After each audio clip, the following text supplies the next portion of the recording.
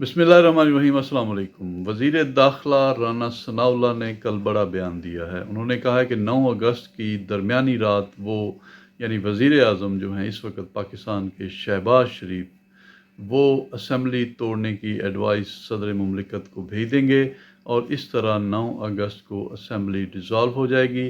फ़र्ज़ करें अगर सदर अलवी जो है वो इमरान ख़ान के कहने पर एडवाइस को मंजूर नहीं करते तो फिर एक ड्यू वक़्त जो आइन में दिया गया है उसके मुताबिक असम्बली ख़ुद ब खुद डिज़ोल्व हो जाएगी। इस अर्ली असम्बली डिज़ोल्व करने का मकसद ये है कि इलेक्शन जो है वो नून लीग चाहती है कि 3 महीने के बाद हो और वो और उनके जो बैरून मुल्क मुकीम लीडर हैं नवाज शरीफ, वो इस बात की तैयारी कर लें, उन्हें मौका मिल जाए इलेक्शन में वापसी का। तो ये उन्होंने एक पत्ता खेलना है कि इलेक्शन जो है वो 3 माह के लिए जो उसको उनको टेन्योर मिल जाए। दूसरी तरफ कल दुबई में नवाज शरीफ और आसिफ अली जरदारी, जिसे सियासत का गुरु, सियासत का बादशाह माना जाता है, उनकी मुलाकात हुई है। दुबई के 7 स्टार होटल में 2.5 घंटे से ज़्यादा इस मुलाकात में निगरान वज़ीर आज़म पर इत्तफ़ाक़ राय नहीं हो सका। जनूबी पंजाब से ताल्लुक़ रखने वाली एक गैर सियासी शख्सियत को डिस्कस किया गया निगरान वज़ीर आज़म के लिए, लेकिन फ़िलहाल दोनों रहनुमाओं का उस पर इत्तफ़ाक़ ना हो सका। लेकिन इस बात पर दोनों रहनुमाओं में इत्तफ़ाक़ था कि इलेक्शन जो हैं वो आइन में दिए गए टेन्योर और वक़्त के मुताबिक करवाए जाएँ ताकि पाकिस्तान में जो सियासी इस्तेहकाम है वो कायम रहे। आसिफ अली जरदारी इस हुकूमत के बनने के बाद बहुत ज़्यादा डिस्कस हुए और उनका जो स्टेटमेंट था कि वो बिलावल भुट्टो को वज़ीर आज़म पाकिस्तान बनवाना चाहते हैं, बहुत डिस्कस हुआ।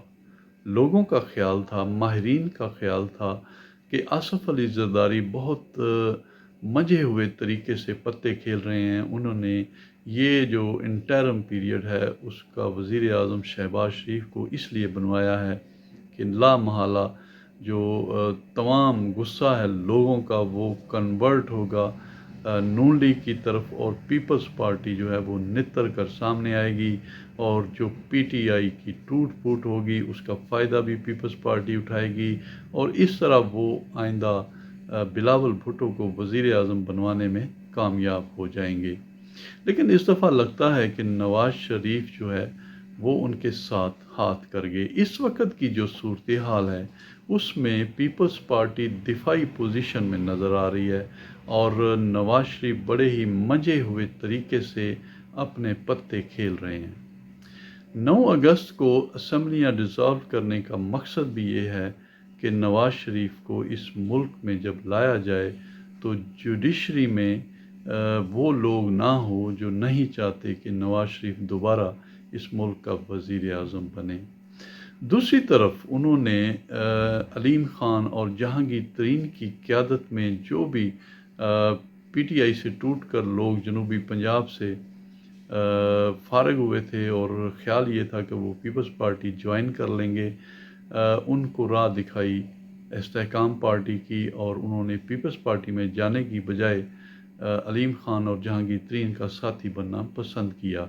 इसी तरह केपीके में भी इसी तरह की सूरत हाल का पीपल्स पार्टी को सामना करना पड़ा और वहाँ पर जो खटक साहब हैं उन्होंने अपनी अलहदा से पार्टी बना ली।